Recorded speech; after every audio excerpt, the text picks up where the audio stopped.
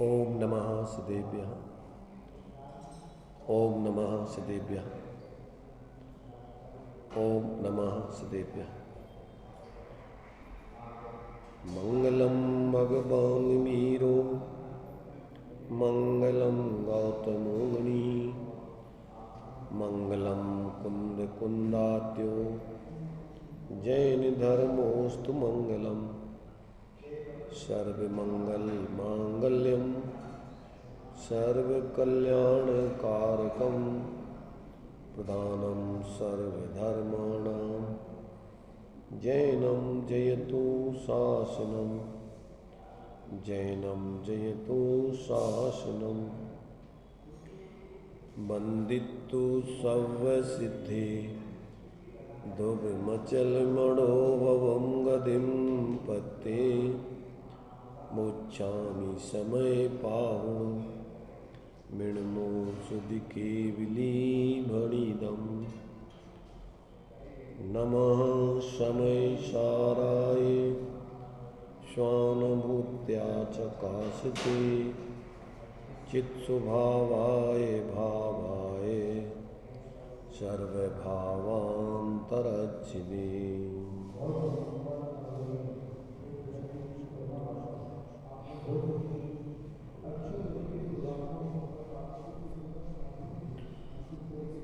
विषय अपना समय सारजी निर्धराधिकार चल रहा है। इसमें 200 नंबर गाथा के उपरांत 137 नंबर के कलश के माध्यम से अपनी चर्चा चल रही है। इसमें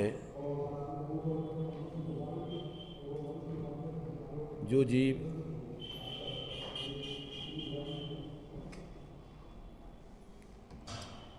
इसमें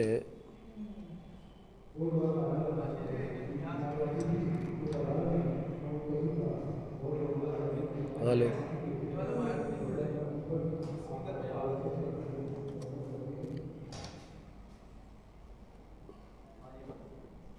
नहीं, वो तो ठीक है, वो तो ठीक है, इसमें कुछ नहीं है। इसमें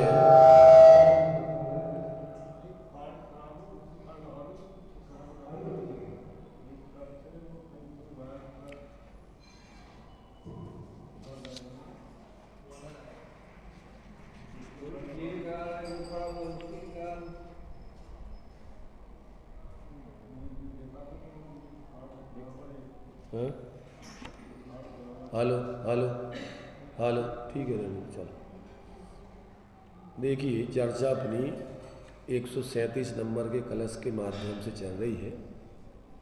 इसमें चूँकि सम्यक दृष्टि जीव को ज्ञान वैराग्य शक्ति नियम से होती है और उसके माध्यम से वो बाह्य प्रवृत्ति करते हुए भी कर्मों का बंध नहीं करता, उसकी बाह्य प्रवृत्ति निर्जरा की हेतु बतलाई थी। ऐसा सुनकर के अगर कोई जीव अंदर से अपने आत्मा की अनुभूति प्रतीति करके सम्यक दृष्टि तो बना नहीं और सम्यक दृष्टि के भोग निर्जरा के कारण है, ऐसा जानकर यदि अपने आप को सम्यक दृष्टि मान करके और अपने मनमाने तरीके से प्रवृत्ति करता है, तो वो जीव वास्तव में चाहे वो निश्चयाभासी हो चाहे व्यवहाराभासी हो, बाहर में मुनिवृत्त को अंगीकार भी कर लिया हो जिसने,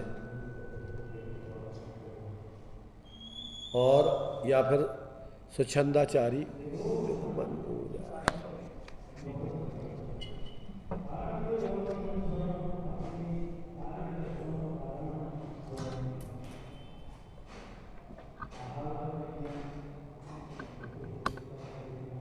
हेलो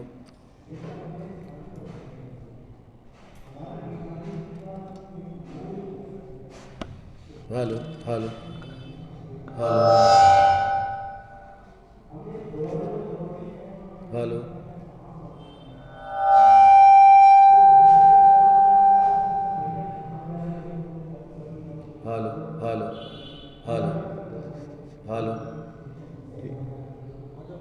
बस ठीक है, ज़्यादा मत करो। हालो हालो,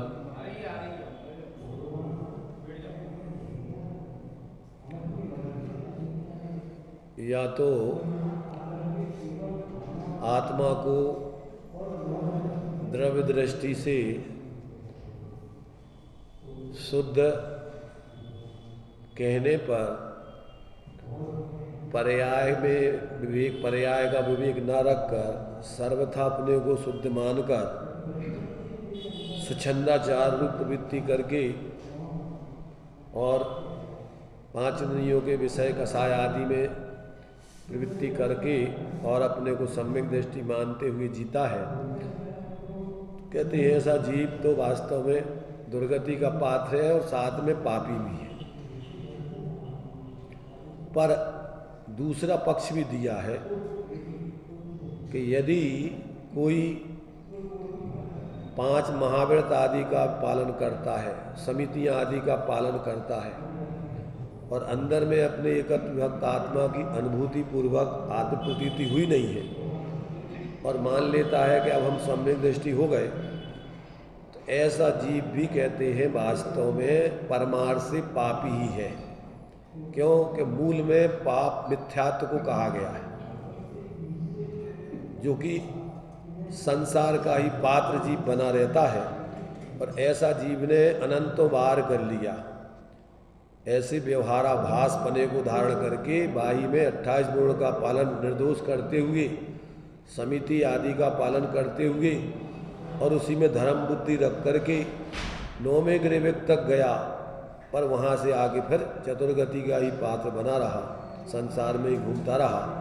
इसलिए यहाँ मुख्य रूप से जब तक मिथ्यात्व का नाश नहीं होता है तब तक उस जीव को पापी संज्ञा दी है। तो ये जो कलश है, उस कलश को अपन ने कल पढ़ा था और उस कलश का अर्थ भी समझा था। नाटक समय सार के माध्यम से विस्तार में भी चर्चा की गई थी। अब यहाँ पर जो जयचंद जी छावड़ा है, उन्होंने जो भावार्थ दिया है वो भावार्थ बहुत ही महत्वपूर्ण है।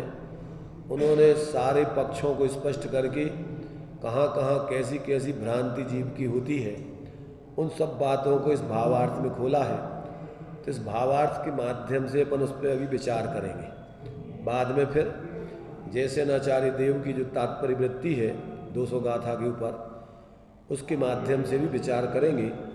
तो देखिए अभी भावार्थ पढ़ते हैं कि जो अपन ने कल पढ़ा था, सम्यक दृष्टि स्वयमहम जातु बंदो न मे स्यात् इत्युत्थानोत्पलक वदना रागिणोप्य आचरन्तु आलम्बन्ताम समिति परताम ते यतो विद्यापि पापा आत्मानात्मा अवगम विरहात संति सम्यक रिक्ता। अब इसका जो भावार्थ जयचंद जी ने खोला है, ये अपन को समझने लायक है और अपने जीवन में इसको घटित करके अपना जीवन यदि इस प्रकार से किसी विपरीतता में हो तो उसका त्याग करके और अपने जीवन में समीचीनता ग्रहण करके सच्चे धर्मात्मा बनना, सम्यक पूर्वक मोक्ष मार्ग में प्रवृत्ति करना। तो देखिए भावार्थ पढ़ते हैं, 393 पेज पर है। पर द्रव्य के प्रति राग होने पर भी जो जीव यह मानता है कि मैं सम्यक दृष्टि हूँ, मुझे बंध नहीं होता, उसे सम्यक्त कैसा,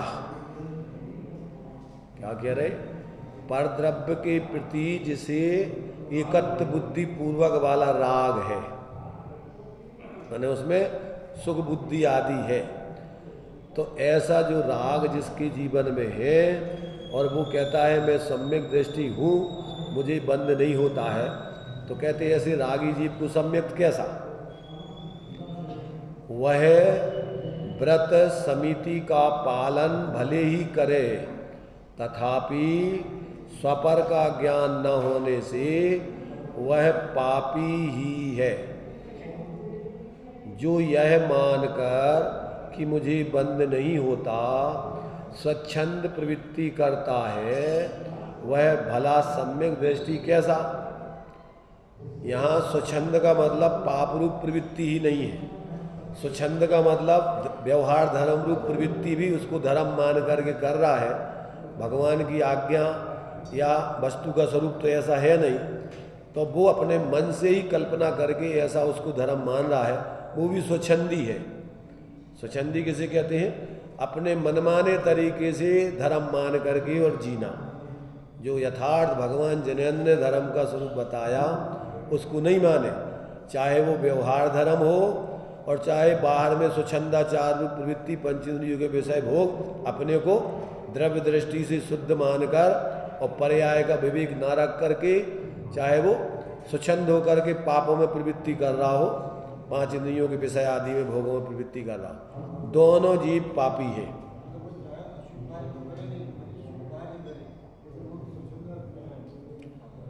भाई स्वच्छंद का मतलब है तुमने मन से उसको धर्म माना है, भगवान ने नहीं कहा उसको धर्म। स्वच्छंदी का मतलब होता है मनमाने तरीके से धर्म की प्रवृत्ति करना।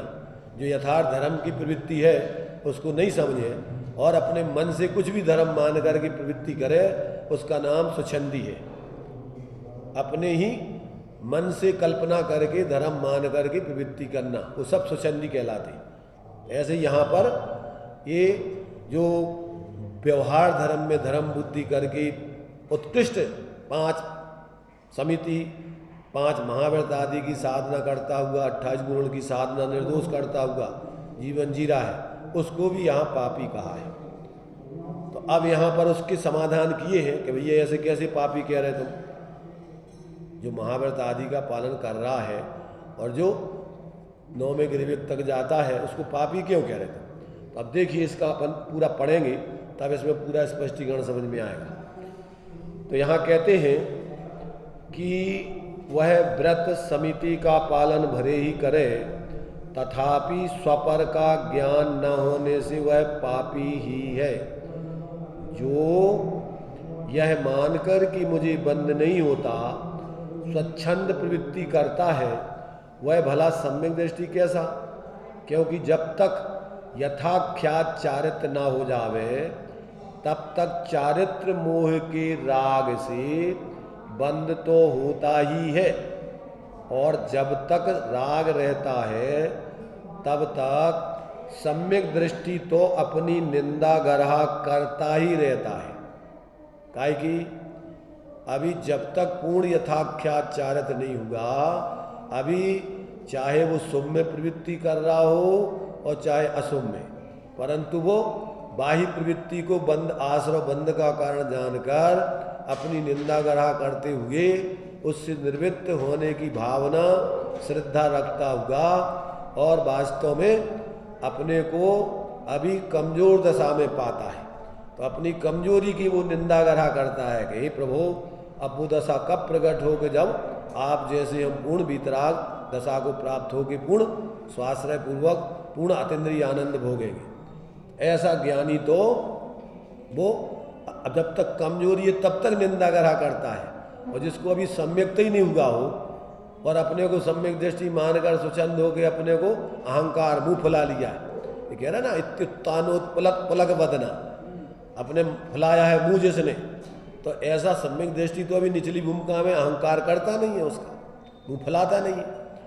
इसलिए कहते हैं कि वो वास्तव में क्या करता है, रागी जीव है। ऐसा जो आचरण करने वाला आलम्बनताम समिति पढ़ता पूर्ण रूपेण महाव्रत और समिति आदि का पालन कर रहा हो, यति अद्यापि पापा, तो भी अभी भी वो पापी ही है, वास्तव में धर्मात्मा नहीं है। क्यों कि उसको आत्मा अनात्मा का अवगम नहीं, भेद विज्ञान नहीं है, और भेद विज्ञान के बिना जीव के वास्तव में चतुर्गति का ही पात्र है, इसलिए परमार्थ से उसको पापी ही कहते मिथ्या दृष्टि को। तो इस प्रकार से यहाँ कहते हैं कि सम्यक दृष्टि तो जब तक पूर्ण यथाख्यात चारित्र न हो जाए तब तक वो जो राग से बंद होता रहता है, तो उसकी वो अपनी निंदा गरहा करता है। ज्ञान के होने मात्र से बंध से नहीं छूटा जा सकता है। ज्ञान होने के बाद उसी ज्ञान में लीनता रूप शुद्धोपयोग रूप चारित्र से बंध कट जाते हैं, इसलिए राग होने पर भी बंद नहीं होता है, यह मानकर स्वच्छंदतया प्रवृत्ति करने वाला जीव मिथ्या दृष्टि ही है। अब प्रश्न है, यहाँ कोई पूछता है कि व्रत समिति शुभकारी है, तब फिर उनका पालन करते हुए भी उस जीव को पापी क्यों कहा गया है? अरे भाई, उसको तुम पुण्यात्मा कहो, चलो धर्मात्मा नहीं कह रहे, परंतु उसको पापी क्यों कह रहे तुम? उसका समाधान यह है, सिद्धांत में मिथ्यात्व को ही पाप कहा है। जब तक मिथ्यात्व रहता है तब तक शुभाशुभ सर्व क्रियाओं को अध्यात्म में परमार्थ से पाप ही कहा जाता है, और व्यवहार नय की प्रधानता में व्यवहारी जीवों को अशुभ से छुड़ाकर शुभ में लगाने की शुभ क्रिया को कथनचित पुण्य भी कहा जाता है। ऐसा कहने से स्यादवाद मत में कोई विरोध नहीं समझना चाहिए। यहाँ आचार्य देव अध्यात्म की दृष्टि से जो लोग शुभ में संतुष्ट हो गए हैं और परमार्थ का अनुचरण नहीं करते, उनको कहते अरे पापी। तो माने पाप को तो पाप सारी दुनिया कहती है, परंतु पुण्य को पाप कहने वाले कोई बिरले होते हैं, हिम्मत जुटा करके कहने वाले और दूसरों के ऊपर करुणा करने वाले। जो मिथ्या दृष्टि की पीठ ठोक करके उसकी प्रशंसा कर देते हैं, वे वास्तव में उसके रक्षक नहीं है, दयालु नहीं है, वे निर्दयी लोग हैं परमार्थ से। क्यों? कि उसको तुमने क्या है, परमार्थ में ना पहुंचते हुए और व्यवहार में लगे रहने पर भी संतुष्ट कर दिया, वहीं उसको तुमने शाबाशी दे दी। इसलिए यहाँ कहते हैं कि जो जीव वास्तव में परमार्थ को भूलकर व्यवहार मात्र में मगन होकर और अकेले मात्र उस व्यवहार से ही परमार्थ सिद्धि करना चाहते हैं, क्या मोक्ष मार्ग प्रकाशक जी में भी ऐसा प्रश्न उठाया है कि साहब ये बताओ कि मुनिराज घर परिवार छोड़ करके वैराग्य को धारण करके मुनिव्रत अंगीकार करके इतनी उत्कृष्ट साधना करते हैं, फिर तुम कहते पुरुषार्थ से कार्य की सिद्धि होती है, तो उनके लिए कार्य की सिद्धि क्यों नहीं हुई, मोक्ष की सिद्धि क्यों नहीं हुई? तो हेतु क्या दिया? अन्यथा कारण से अन्यथा कार्य की सिद्धि करना चाहे तो कैसे हो? वो कार्य तो कर रहा है शुभ संसार के, स्वर्ग के, और उससे मोक्ष चाहो तो कैसे मिलेगा? इसलिए वास्तव में वो भले ही तुम जान रहे हो कि इससे हमें मोक्ष हो जाएगा, परंतु उससे मोक्ष होने वाला नहीं है।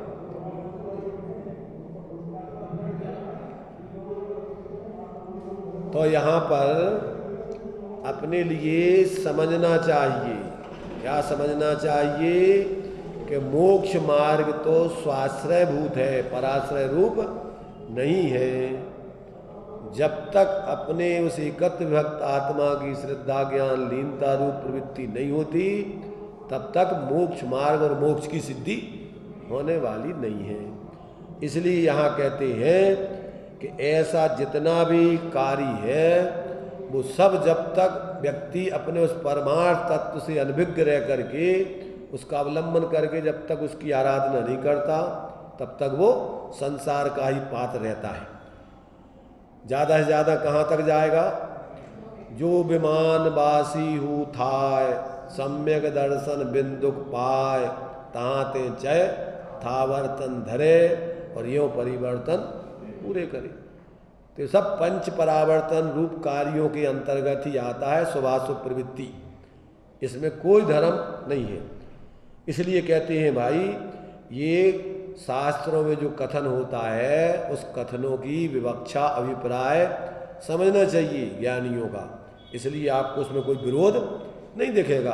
कभी व्यवहारिक दृष्टि से पुण्य पाप की अपेक्षा पुण्य को अच्छा कह देते हैं, परंतु परमार्थ से विचार करने पर पुण्य और पाप दोनों संसार के कारण हैं। इसलिए दोनों को एक खाते में डालकर उनसे रहित ऐसे अपने शुद्ध स्वरूप का अवलंबन कराकर और धर्म प्रवृत्ति कराने का उपदेश देते हैं आचार्य, ऐसा समझना चाहिए। फिर कोई पूछता है कि परद्रव्य में जब तक राग रहे तब तक जीव को मिथ्या दृष्टि कहा है।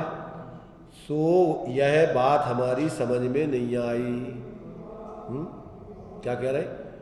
कह रहे जब तक, कह रहे राग है, जब तक परद्रव्य में राग है तो कह रहे मिथ्या दृष्टि है। अणुमात्र भी राग है तब तक कहते मिथ्या दृष्टि है। अब ये बात तो हमारी समझ में नहीं आई। क्यों नहीं आई समझ में? तो कहते हैं अवरस सम्यक दृष्टि इत्यादि के चारित्र मोह के उदय से राग आदि भाव तो होते हैं, तब फिर उनको सम्यक कैसे है? शास्त्रों में उनको सम्यक दृष्टि कहा है और तुम कह रहे राग अल्प राग भी है तो मिथ्या दृष्टि है। ये बात तो हमारी समझ में आई नहीं। तो कहते सुनो समझो वो विवक्षा और ये विवक्षा क्या है। तो यहाँ कहते हैं कि उसका समाधान यह है, यहाँ मिथ्यात्व सहित अनंतानबंदी राग प्रधानता से कहा है, जिसे ऐसा राग होता है अर्थात जिसे परद्रव्य में तथा परद्रव्य से होने वाले भावों में आत्मबुद्धि पूर्वक प्रीति अप्रीति होती है, उसे स्वपर का ज्ञान श्रद्धान नहीं है, भेद विज्ञान नहीं है, ऐसा समझना चाहिए। जो जीव मुनि पद लेकर व्रत समिति का पालन करे तथापि जब तक परजीवों की रक्षा तथा शरीर संबंधी यत्न पूर्वक प्रवृत्ति करना इत्यादि परद्रव्य की क्रिया से और परद्रव्य के निमित्त से होने वाले अपने शुभ भावों से अपनी मुक्ति मानता है। क्या मानता है? जीवों की रक्षा करने से और तत्संबंधी शुभ भाव रखने से, बाहर की क्रिया, शरीर की सावधानी पूर्वक समिति पूर्वक क्रिया, 5 समितियां हैं तो उसमें सावधानी, चलने फिरने में ईर्ष्या समिति, बोलने में भाषा समिति, हितमित प्रिय वचन बोलना, और खाने पीने में ईषणा समिति, 40 दोष बिना सुकुल श्रावक तने घर असन को ले तप बढ़ावन हेतु नहीं तन पोषते तज रसन को। तो ऐसी बाहर में सब सावधानी रख रहे, खाने पीने में और उठाने रखने में भी ईर्ष्या, भाषा, ईषणा, आदान निक्षेपण, शोध करके कोई सामान शास्त्र वगैरह कमंडल वगैरह शोध करके लेटते हैं तो बिल्कुल सावधानी से सब सावधानी रख रहे हैं, और मलमूत्र आदि करते हैं तो प्रतिष्ठापन समिति वहाँ भी निर्जंतु थान विलोक मलमूत्र परि श्लेषम परिहरे। तो ये सब सावधानी पूर्वक हिंसानी ऐसा सब करते हैं। तो कहते हैं फिर जो है पर उसमें ये क्या है कि उससे मुक्ति मानते हैं। पराश्रित क्रिया के हम करता हैं और पराश्रित जो भाव हो रहे हैं उससे मोक्ष हो जाएगा। शुभ भाव चल रहे हैं, जीवों की रक्षा के भाव कौन से भाव है? पुण्य के भाव है। और जीवों की रक्षा तुम्हारे हाथ में है नहीं है, है? अगर उनकी आयु आ गई है तो उनको कैसे बचाओगे तुम? क्योंकि जीव आयु कर्म से जीता है और आयु कर्म के अभाव में मरता है। तो तुम तो सिर्फ ऐसा भाव करके और शुभ भाव कर रहे, और तुम ऐसा मान रहे कि हम उनको बचा रहे, हमारे बचाने से उनका जीवन है, उनके आयु कर्म का तुम्हें ध्यान नहीं है। तो तुम्हें विपरीत मान्यता चल रही है और ऐसे शुभ भाव से तुम मुक्ति मान रहे। तो कहते ये तो तुम्हारे अभिप्राय तत्वों की भूल चल रही है। तो कहते इस प्रकार से जो जीव परजीवों की रक्षा तथा शरीर संबंधी यत्न पूर्वक प्रवृत्ति करना इत्यादि परद्रव्य की क्रिया से और परद्रव्य के निमित्त से होने वाले अपने शुभ भावों से अपनी मुक्ति मानता है, और परजीवों का घात होना तथा अयत्नाचार रूप से प्रवृत्ति करना इत्यादि परद्रव्य की क्रिया से और परद्रव्य के निमित्त से होने वाले अपने अशुभ भावों से ही इससे बंध तो होता ही है, पर यही बंध है और बहुत पुण्य के कार्यों में उनमें बंध नहीं मानता है। तो इन अशुभ भावों से ही अपना बंद होना मानता है, तब तक यह जानना चाहिए कि उसे स्वपर का ज्ञान नहीं हुआ है, क्योंकि बंध मोक्ष अपने अशुद्ध परिणामों से बंध और शुद्ध परिणामों से ही मोक्ष होता था, और शुभाशुभ भाव तो बंध के ही कारण थे, और परद्रव्य तो निमित्त मात्र ही था, उसमें उसने विपर्य रूप मान लिया। इस प्रकार जब तक जीव परद्रव्य से ही भला बुरा मानकर राग द्वेष करता रहता है, तब तक वह सम्यक दृष्टि नहीं है। क्या कहा? देखो भाई, बाहर से तुम नहीं समझ पाओगे कि कौन सम्यक दृष्टि है कौन मिथ्या दृष्टि। अब जो बाहर में संघ में द्रवलिंगी मुनिराज भी है, भावलिंगी मुनिराज भी है, और बाहर का आचरण तो कदाचित भावलिंगी से द्रवलिंगी का आचरण ज़्यादा सावधानी पूर्वक रहता है, क्योंकि उसमें धर्म बुद्धि है, और भावलिंगी को तो उसमें धर्म बुद्धि नहीं है, कदाचित दोष आदि भी लग जाए। परंतु जब तक अभिप्राय तुम्हारा क्या है, तो उस कार्य को क्या मान रहे हो, धर्म मान रहे हो कि भूमिका अनुसार सहचर रूप व्यवहार मान रहे हो, और उसको उपचार से धर्म की संज्ञा है। देखो, इस संबंध में टोडरमल जी साहब जो मोक्ष मार्ग प्रकाशक लिख रहे थे, उसमें उन्होंने निश्चयाभासी, व्यवहाराभासी, उभयाभासी, ये सब आभासियों के नाम लिखे। और एक ग्रंथ और है श्रुतभवन दीपक, देवसेन आचार्य का, उसमें एक अनुभयाभासी भी है। इसमें भी सब में आचार्यों ने भी दिए है, तुम्हारे से सब ग्रंथों में है, ये तो चारों चीज़ें आती हैं। जब देखो परस्पर विरोधी चीज़ें होती हैं, निश्चय का विरोधी व्यवहार, विरोधी माने दूसरा पक्ष, और उभय का दूसरा पक्ष अनुभय, तो ये सब सपक्ष होते, कोई भी धर्म होते हैं तो सपक्ष होते हैं। इसलिए इन चारों का जब तक व्यक्ति को यथार्थ बोध नहीं होता, तब तक वो वास्तव में सम्यक दृष्टि नहीं हो सकता है। तो इसका निरूपण देखो, क्योंकि वो ग्रंथ तो मोक्ष मार्ग प्रकाशक जी पूरा हो नहीं पाया, उसी समय उसी दरमियान में आचार्य कल्प टोडरमल जी पुरुषार्थ सिद्धि उपाय की टीका भी कर रहे थे, तो उसका उन्होंने मंगलाचरण के रूप में इन चारों आभासों का दिग्दर्शन कराया, और साथ में सही सम्यक दृष्टि का भी स्वरूप बताया। तो उसमें छंद दिए हुए हैं, वो अपन को बहुत मार्मिक के समझने लायक है। तो उसमें दिया उन्होंने आभासियों का लक्षण चारों का क्या दिया, कोई नए निश्चय से आत्मा को शुद्ध मान हुए हैं, सो छंद ना पिछाने निज शुद्धता।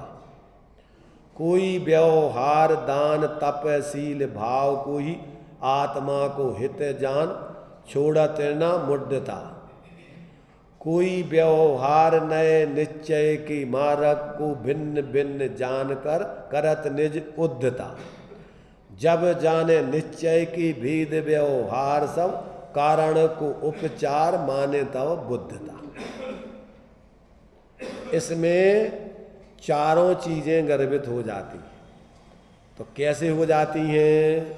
कोई नए निश्चय से आत्मा को शुद्ध मान हुए है, सो छंद ना पिछाने निज शुद्धता।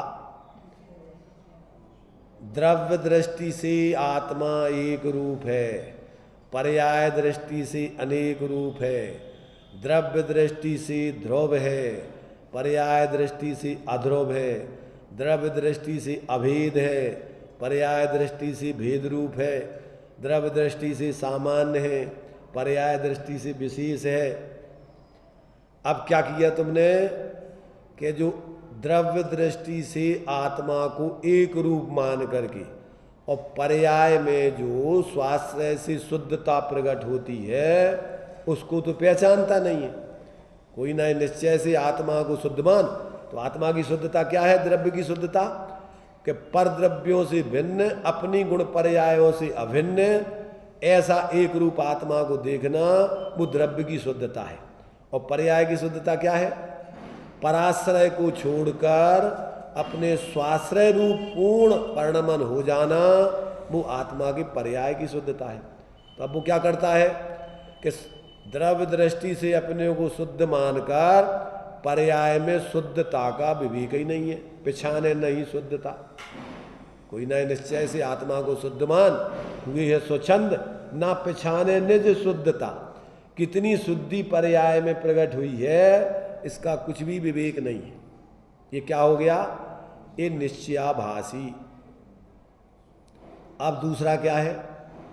कोई व्यवहार दान तपशील भाव को ही आत्मा को हित जान छोड़त न मुड्डता।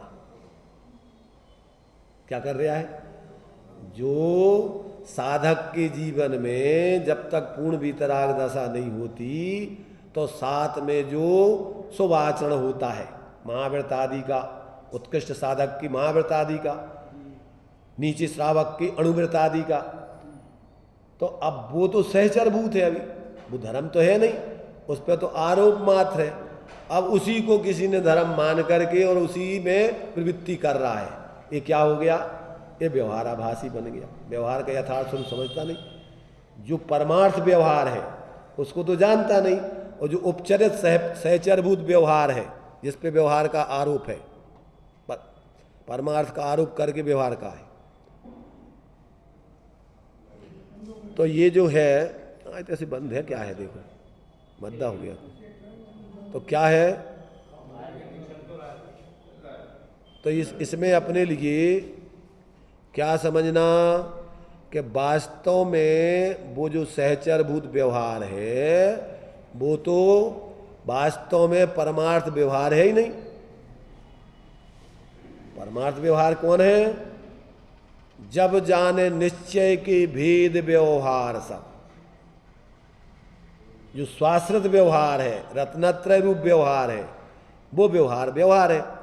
अब देखो, अभी तो ये व्यवहाराभास कौन सा? कि जो सहचरभूत ज्ञानियों के शुभ भाव चलते हैं वे वास्तव में मोक्ष के कारण नहीं है। सहचरभूत होने से उन पर व्यवहार धर्म का आरोप बने, उस पर आरोप है धर्म का। तो अब मिथ्या दृष्टि उसी को धर्म मान करके परमार्थ से उसी को उसी में लगा रहता है, जो अभी चल रहा है कि समितियों का पालन करता है, उत्कृष्ट महाव्रत आदि धारण करता है, फिर भी आज भी वेद विज्ञान से रहित, आत्मज्ञान से रहित होने से आज भी पापी। ये व्यवहाराभासी। अब कोई व्यवहार नए निश्चय के मार्ग को भिन्न भिन्न जानकर करत निज उद्धता। क्या कहा? अरे निश्चय और व्यवहार दो चीजें अलग अलग नहीं है। अभेद निश्चय और उसी का भेद करो सो व्यवहार। जैसे अपन देखो निश्चय व्यवहार रत्नत्रयपन को इसी समय सार में भी दिया है, द्रव्य संग्रह में भी अपन पढ़ते हैं। सम्मत दंसन नाणम चरणम मोक्षस कारणम जाने व्यवहारा निश्चय दो तत्तीय मयो नियो अप्पा। किसे कहते हैं निश्चय मोक्ष मार्ग, किसे कहते व्यवहार? उन तीन मय अभेद एक आत्मा को निश्चय से मोक्ष का मार्ग और भेद करके सम्यक दर्शन ज्ञान चारित्र को कहना, उसका नाम व्यवहार मोक्ष मार्ग। तो दो मोक्ष मार्ग हैं।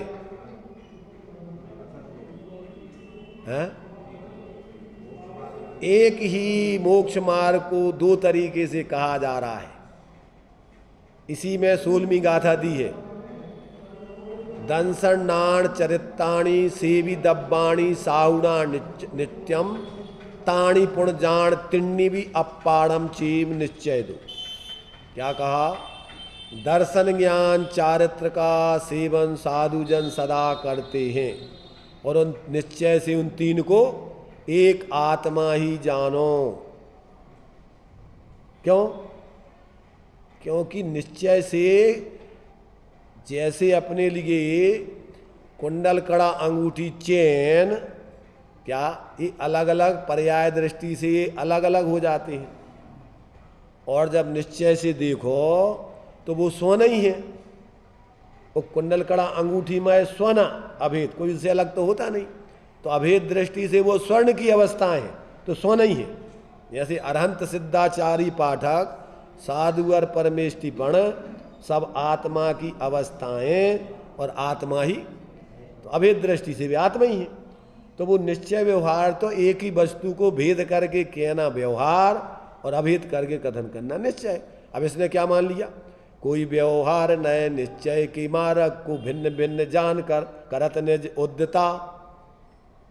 दो मोक्ष मार्ग हुए, कौन सो कि निश्चय को मोक्ष मार्ग अलग, निश्चय वालों की पार्टी अलग और व्यवहार वालों की पार्टी अलग है।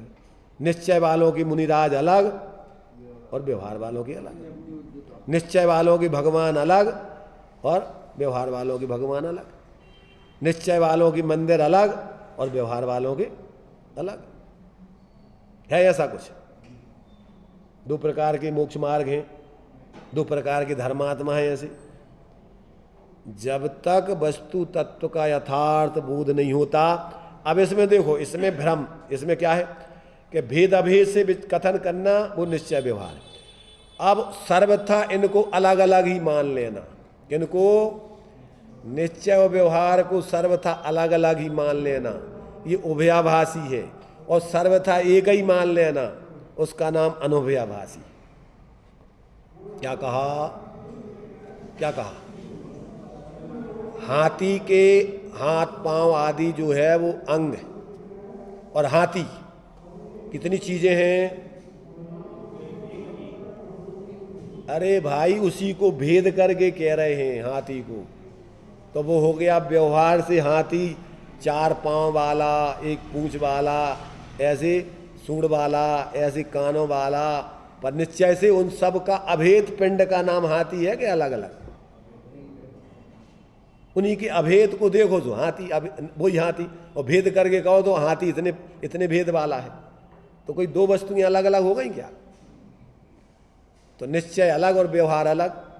तो सर्वथा निश्चय व्यवहार को अलग अलग मान लेना ये भी मूढ़ता है, और सर्वथा एक ही मान लेना। सदूत व्यवहार का सर्वथा निषेध करके या तो निश्चय मान लो या फिर व्यवहार ही मान लो। तो क्या हो जाएगा, ये क्या हो जाएगा, अनुभयाभासी। दो का एक ही मान लिया। अनुभय, अन माने दो नहीं है, सर्वथा। कथनचित एक, कथनचित अनेक, कथनचित भेदाभेद और कथनचित अनुभय। वस्तु कैसी है? इन चारों को देखने के तरीके आचार्य कुंद कुंद देव ने पंचास्तिकाय में दो गाथाएं लिखी हैं, चारों को बताने के लिए। एक पर्याय के ऊपर घटित करके और एक गुणों के ऊपर घटित करके बतलाई। क्या बतलाया? पंचास्तिकाय की 12वीं और 13वें नंबर की गाथा है, जिसका पद्यानुवाद किया हुआ है कुंद कुंद शतक में। तो उसका हम हिंदी बोलते हैं ताकि आप लोगों की समझ में आ जाए। तो क्या लिखा? द्रव्य बिन पर्याय न, पर्याय बिन न द्रव्य हो, दोनों अनन्य रहे सदा, यह बात जिन बर ने कही। क्या कहा? क्या कहा भाई? द्रव्य बिन पर्याय न, पर्याय बिन न द्रव्य हो, दोनों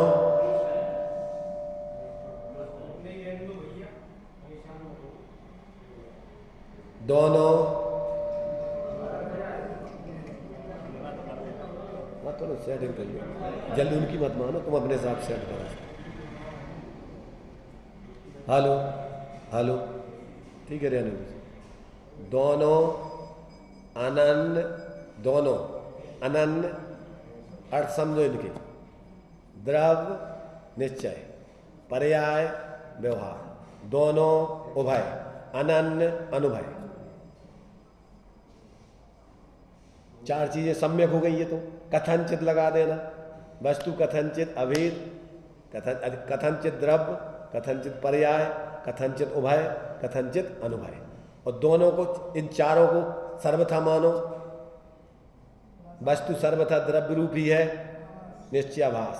सर्वथा पर्याय रूपी है व्यवहाराभास, सर्वथा अलग अलग दोनों रूपी है उभयाभास, सर्वथा दोनों एक ही है अनुभयाभास। बहुत संतुलन की जरूरत है। जब तक आपको ये समझ में नहीं आए, अच्छे अच्छे लोग विद्वान भी इन विषयों में चक्कर खा जाते हैं, समझ रहे हैं ना? अब कठिन नहीं होता तो सबको मोक्ष हो जाता ना जल्दी से, और सरल नहीं होता तो त्रियंच जैसे समझ के माने जो जानवर हैं वे भी कैसे समझ लेते।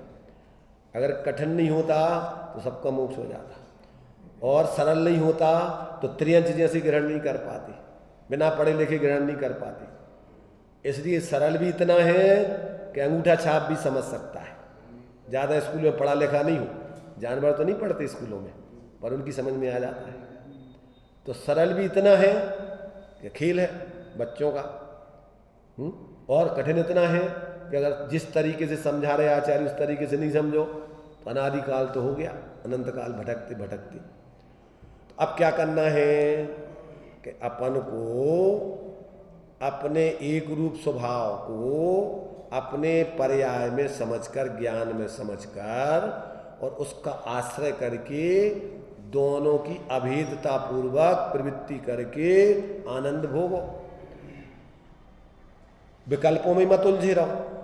देखो वो श्रुत भवन दीपक में 3 गाथाएं हैं, सिर्फ समय सार जी की गाथाएं हैं, उसमें पूरा ग्रंथ लिखा हुआ है। और उनको लगा होगा कि इस पर आज परिस्थिति क्या चल रही है। क्यों लिखते हैं ग्रंथ? जब परिस्थिति देखते हैं तभी लिखना पड़ता है। तो देखा कि लोगों को ये भ्रम बहुत है इस संबंध में। तो समय सार की 3 गाथाएं, कौन कौन सी? एक 11 नंबर की गाथा जो भूतार्थ के आश्रय से सम्यक्त होता है। एक 12वीं गाथा, कौन सी?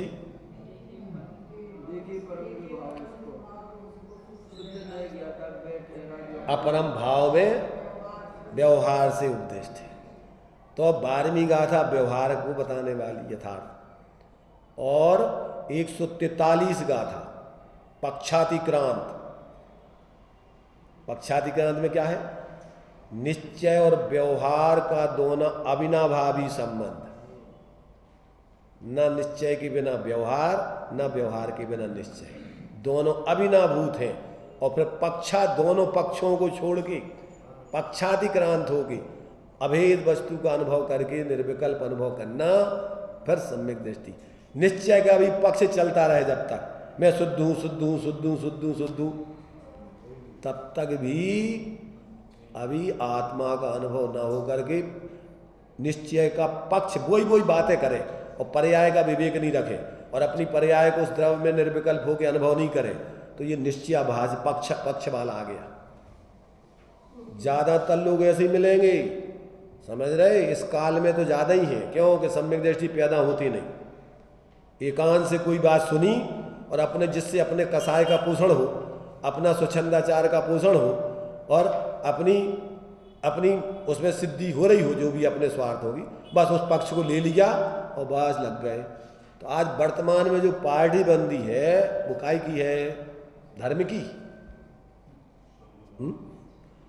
और वर्तमान में नहीं, ये तो अनादिकाल से चलती आई हैं पार्टियां, कोई आज की थोड़ी हैं। मिथ्या दर्शन और सम्यक दर्शन कब से है, कब तक रहना है?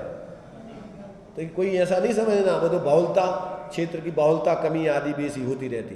तो इस काल में चूंकि ज़्यादा ही है, क्योंकि हुंडा और सरपणी काल है और कोई विशेष ज्ञानी का वर्तमान में यहाँ प्रादुर्भाव है नहीं, इसलिए आज मनमाने तरीके से जिसके मन में जिसका थोड़ा पुण्य का उदय है, क्षयुप्सम ज्ञान विशेष है अथवा बाहर का त्याग आदि विशेष है, आज वो नेता बने बैठे हुए, अथवा पुण्य का उदय है, 3 बने हुए नेता। आज 3 स्थितियां हैं। कौन कौन सी? या तो बाहर से धन संपत्ति आदि ज़्यादा है तो उसको भी मंच पर बुलाया जाता है, या बोलने की कला जिसको अच्छी आ गई है लच्छेदार भाषा में तो उसको मंचों पर बिठाला जाता है, और या फिर बाहर में त्याग आदि करके पद मिल गया है, आचार्य वगैरह प्रसिद्धि विशेष हो गई है, तो ऐसे त्यागियों को विशेष मान सम्मान मिलता है। और सब मन माने, एक दूसरे को नहीं मानता कोई भी, चाहे वो अज्ञानी मिथ्या दृष्टि विद्वान हो और चाहे अज्ञानी मिथ्या दृष्टि साधु हो, एक दूसरे का मेल कुछ नहीं। और जबकि सम्यक दृष्टि विवेकी तो सब जीवों के प्रति यथायोग सम्यक व्यवहार करता है, वो दम्भ तो करते ही नहीं है और किसी के प्रति दुर्भाव भी नहीं रखता है, सम्यक प्रकार गुणस्थान प्रमाण स्वाश्रय से जीता है और सब जीवों के साथ यथायोग व्यवहार करके मध्यस्थ पूर्वक अपनी स्वरूप आराधना करता, उलझता नहीं कहीं भी। किसी पार्टी में किसी व्यक्तियों के संप्रदाय कोई उसमें उलझने की जरूरत क्यों कि मोक्ष मार्ग तो स्वाश्रित है, भीड़ भड़क्का से थोड़ी होना है। मोक्ष मार्ग कैसे? प्रत्येक व्यक्ति का मोक्ष मार्ग अपना अपना, चाहे भगवान सर्वज्ञ के समूषण में भी तुम क्यों ना हो, तो तुम्हारा मोक्ष मार्ग कोई भगवान दे देंगे क्या? भीड़ से मिल जाएगा? कहाँ से आएगा? अपने स्वरूप की स्वाश्रय से मिलेगा। तो ज्ञानी ऐसा समझकर किसी भ्रम में नहीं पड़ता है और बराबर वो निष्पक्ष होकर के पक्षातिक्रांत होके अपने स्वरूप की आराधना करता है और अन्य जीवों के प्रति भी यथायोग सम्यक व्यवहार करता है। सबसे पहले तो सब जीवों को जीव दृष्टि से देख के मैत्री भाव, फिर पर्याय में यथायोग उनका धर्म का आचरण विशेष हो रहा है तो गुणीजनों को देख करके विशेष उनके प्रति प्रेम, उनके प्रति विशेष अनुराग आदि रखकर बराबर उनके माध्यम से अपने जीवन में शोधन करते हुए जीना। और यदि पाप का उदय है किसी का, चाहे धर्मात्मा हो चाहे सामान्य हो, तो उनके प्रति करुणा दया का भाव। और जो तीव्र कसाई है, मिथ्या दृष्टि है, सांप्रदायिक बुद्धि है, पक्षपाती है, तो माध्यस्थ भावम विपरीत वृत्तऊ, मध्यस्थ रह करके अपना कल्याण करना, उलझना नहीं। तो ऐसा यहाँ पर अपन को आचार्यों ने इस सारा का सारा विषय बतलाया। तो यहाँ कहते हैं कि जब तक ऐसा व्यक्ति को यथार्थ बोध नहीं होता तब तक जो पक्षातिक्रांत होकर अपने स्वरूप की आराधना, तो सम्यक दृष्टि कोई कल्पना करने से नहीं बन जाता है। सम्यक दृष्टि तो जो वस्तु का स्वरूप है उस प्रकार से समझकर अपनी परिणति में वैसा सम्यक आचरण, सिद्धांत ज्ञान आचरण हो, तब सम्यक दृष्टि बनता है। कोई कल्पना करने से, मानने से किसी के नहीं, खुद के मानने से। टोटामल जी ने लिखा है अगर मानने से कोई सम्यक दृष्टि होता हो तो अपने को फिर सामान्य सम्यक दृष्टि अवृत अवृत क्यों मानना? अरे हम सिद्ध सीधे मानो ना ऊंचा का।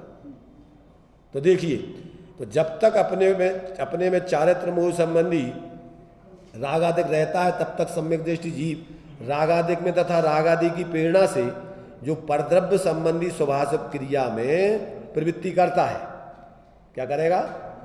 वो निचली भूमिका में चारित्र मोह संबंधी जब तक रागादिक रहता है तब तक सम्यक दृष्टि जीव रागादिक में तथा रागादि की प्रेरणा से जो परद्रव्य संबंधी स्वभाषक क्रियाएं हैं उनमें प्रवृत्ति करता है। उन प्रवृत्तियों के संबंध में यह मानता है कि यह कर्म का जोर है, निमित्त की तरफ से कर्म का जोर है, उपादान की तरफ से अपनी कमजोरी है, अपने स्वरूप का उतना तीव्र उत्कृष्ट पुरुषार्थ नहीं है। तो ऐसा उससे निर्वृत्त होने में ही मेरा भला है, क्या जानता है? उसको अच्छा नहीं मानता, उस बाह्य प्रवृत्ति में उससे निर्वृत्त होने में ही अपना भला है। वह उन्हें रोगवत जानता है, क्या जानता है? बीमारी जानता है, अभी कमजोरी की पीड़ा सहन नहीं होती, इसलिए रोग का इलाज करने में भी प्रवृत्ति करता है। तथापि उसके प्रति उसका राग नहीं कहा जा सकता है। बीमारी के लिए औषधि खा रहे हो तो औषधि में अपन को कितना अनुराग रहता है, कब तक खाने की इच्छा रहती है, एक कब छूटे, वियोग बुद्धि से, राग बुद्धि से नहीं कि ये मिलता ही रहे, चलता ही रहे। तो ऐसा ज्ञानियों के जीवन में कहते हैं, क्या करते हैं वो? उस उसको रोग समझ करके मिटाने का ही उपाय करता है। उसका मिटना भी अपने ही ज्ञान परिणाम रूप परिणमन से मानता है। ज्ञान माने सब लगा लेना, स्वाश्रित ज्ञान माने स्वाश्रित सम्यक सिद्धांत, सम्यक आचरण, सम्यक वीर्य और सम्यक ज्ञान, वो सब लगा लेना। ज्ञान माने अकेला ज्ञान नहीं, तो अपने ही ज्ञान माने आत्मा के आश्रित परिणाम से परिणमन से मानता है। अतः सम्यक दृष्टि के राग नहीं है। कौन सा राग नहीं है? अनंत आनंदी आदि जन्य तो गुणस्थान प्रमाण राग नहीं है, परंतु उस राग में भी राग नहीं है, हित बुद्धि नहीं है, उपादेय बुद्धि नहीं है, अपना स्वरूप नहीं मानता, इसलिए वो राग भी उसका नहीं है। ऐसा तो राग नहीं है। इस प्रकार यहाँ परमार्थ अध्यात्म दृष्टि से व्याख्यान जानना चाहिए। यहाँ मिथ्यात्व सहित राग को ही राग कहा है, मिथ्यात्व रहित चारित्र मोह संबंधी परिणाम को राग नहीं कहा। इसलिए सम्यक दृष्टि की ज्ञान वैराग शक्ति अवश्य होती है। सम्यक दृष्टि के मिथ्यात्व सहित राग नहीं होता, और उसके मिथ्या सह राग हो वह सम्यक दृष्टि नहीं है। ऐसे मिथ्या दृष्टि और सम्यक दृष्टि के भावों के अंतर को सम्यक दृष्टि ही जानता है। कौन जानता है? सम्यक दृष्टि जानता है। पहले तो मिथ्या दृष्टि का अध्यात्म शास्त्रों में प्रवेश ही नहीं है। क्या कह रहे? पहले तो मिथ्या दृष्टि का अध्यात्म शास्त्रों में प्रवेश ही नहीं है, और यदि कदाचित उसमें प्रवेश करने का प्रयत्न करता है तो क्या करता है? तो विपरीत समझता है, या तो व्यवहार को सर्वथा छोड़ करके भ्रष्ट हो जाता है, और या फिर निश्चय को भली भांति जाने बिना व्यवहार से ही मोक्ष मानने लगता है। परमार्थ तत्व में मूढ़ रहता है। यदि कोई बिरला जीव यथार्थ स्यादवाद न्याय से सत्यार्थ को समझ ले तो उसे अवश्य ही सम्यक की प्राप्ति होती है। वह अवश्य ही सम्यक दृष्टि हो जाता है। ऐसा जानना चाहिए। देखो, ये अकेले एक ही बार सुनने समझने की बात नहीं है। अपने जीवन में अपन को निरंतर अगर अपना कल्याण करना है तो ज्ञानियों ने जो अपन को बातें बताई हैं उनका बार बार अभ्यास करके अपने जीवन से शोधन करके अपनी वृत्ति को, अगर गलत है, स्वीकार करना बहुत बड़ी बात है। अगर अपन ने गलती करते आए आज तक मूर्खता से, तो अब उसको छोड़ना। सामान्य जनता की नज़रों में तुम आज तक धर्मात्मा बन गए दिख रहे, और तुम वो वास्तव में तुम्हारी सही प्रवृत्ति नहीं, तो अब उसको अपन को स्वीकार करना कि भैया ये आज तक गलत किया हमने, ये बहुत मुश्किल है। प्राण निकल जाते हैं आदमी के। झूठी प्रशंसा। अभी मुनिराज जो हाथी बन गए थे ना, कैसे बन गए थे? झूठी मान प्रशंसाई में तो बन गए थे वे। उनने सिर्फ अंदर में रस लिया उसका, लोगों ने मान उनका सम्मान किया। अरे ये तो बहुत बड़ा। आज तो अपन झूठे सम्मान चाहते हैं, और लोग वे तो उनने कहा नहीं था, पर लोगों ने उनका सम्मान किया, और अंदर में वो एक मासूम बासी तो थे नहीं, और अंदर में उनको रस आ गया। हाँ क्या अच्छा है, होने दो। मायाचारी का भाव, तो उससे क्या हो गया? माया त्रज्ञोनस से त्रियंश गति में हाथी बन गए। और कौन से हाथी बने? बड़े ऊंचे पद में मान किया ना, तो ऊंचे पद वालों के हाथी बने, सामान्य हाथी नहीं बने। रावण के हाथी बने थे। समझ रहे हैं ना? तो अगर तुम बड़ा ऊंचे पद पर रह के ऐसी मायाचारी करोगे तो बहुत बड़ा तुम्हारे लिए बाहर में ऐसा फल मिलेगा। तो ये अपन को समझकर अपने जीवन का शोधन करके बिल्कुल विवेक पूर्वक अपने कहाँ अपने जीवन में भ्रम चलते हैं, और कैसे कैसे अपन को झूठा मान सम्मान ख्याति लाभ पूजा अपन चाहते हैं, ये सब वास्तव में जहर है।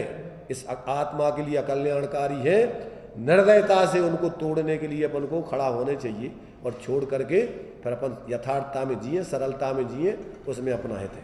तो इस प्रकार से ये भावार्थ इस अपने लिए 136 कलश का बहुत ही सुंदर, इस पर बार बार विचार करना, सुनना इसको।